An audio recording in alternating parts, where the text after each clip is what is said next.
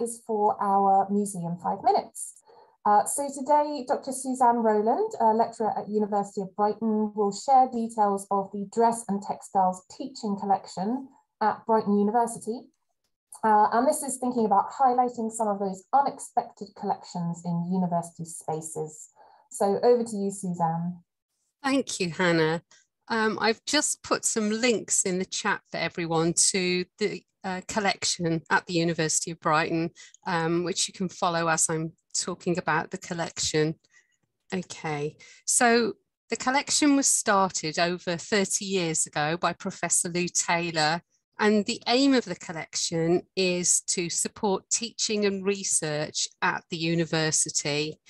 It's not available to external researchers, but the catalogue is available online, and I put the link here and in the chat. But if anybody wants to see anything in particular, do contact me or Hannah or Veronica, and we'll do our best to arrange an appointment for you.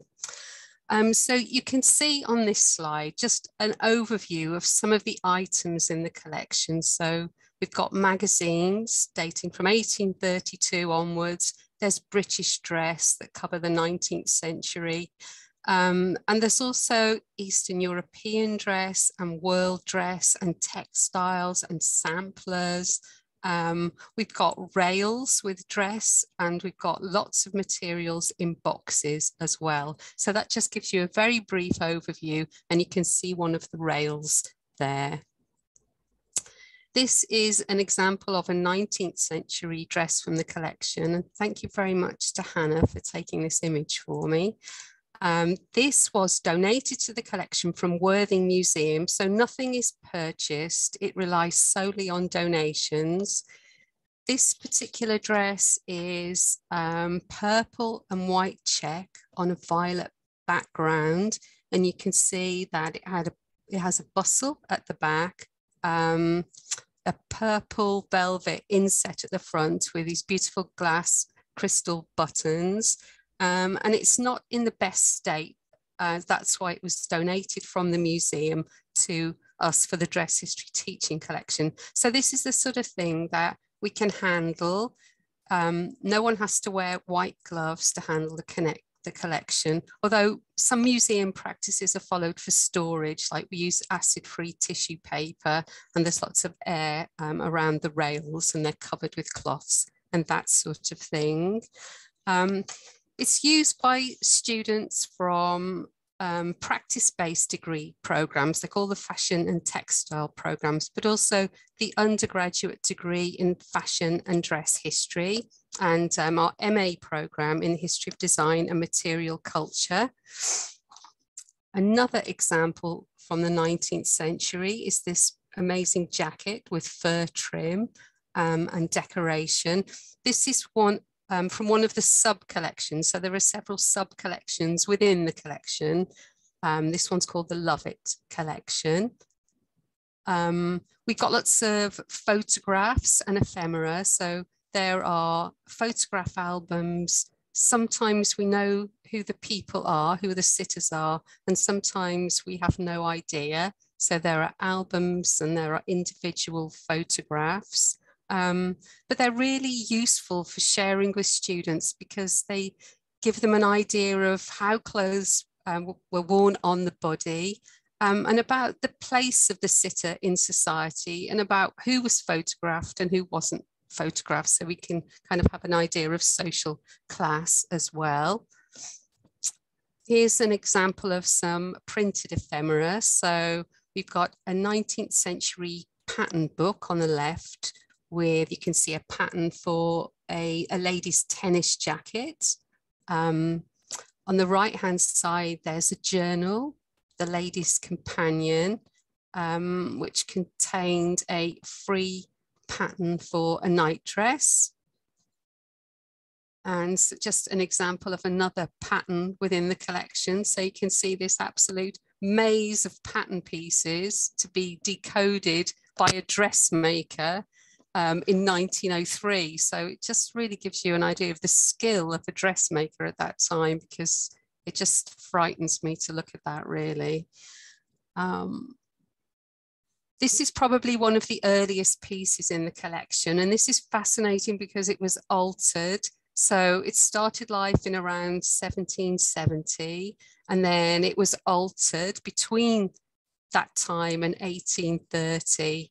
And this is one of the examples of dress that's been researched by students. So this was a joint staff and student research project led by Lou Taylor, Charlotte Nicholas, Carolyn Dowell, and students at the time.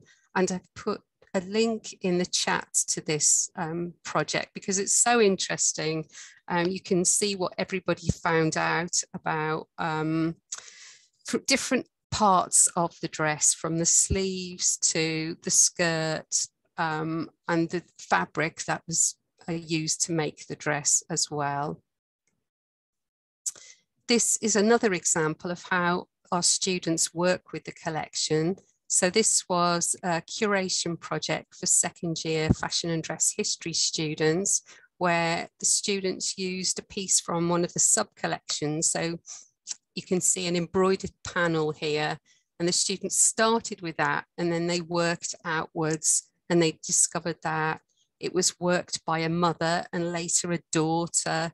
And, you know, they did amazing research into this family, and they looked into the sewing as a form of addressing mental health issues in the early 20th century. So it was just such a beautiful project and so well done. And you can see the name of the students on the bottom there.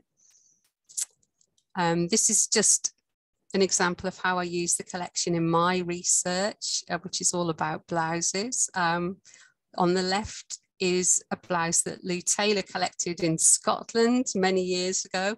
And it's just a wonderful example of a blouse from 1909, mass manufactured, very high neck with supports inside, long narrow sleeves, very cheap mass manufactured blouse.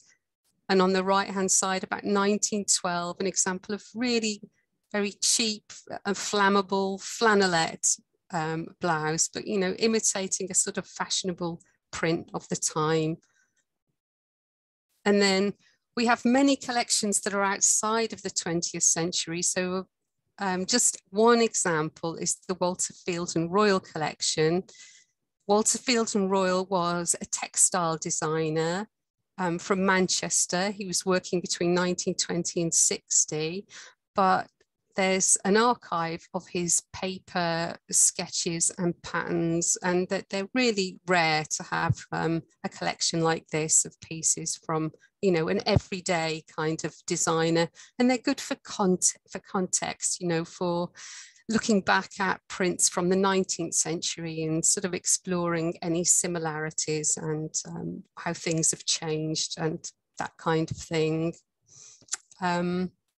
And one of the things I sort of wanted to point out to everyone here is work that's been done by students with the collection and beyond is in mapping where dress history collections are in other institutions in the south, southeast and southwest of England. So this has been going on since 2011.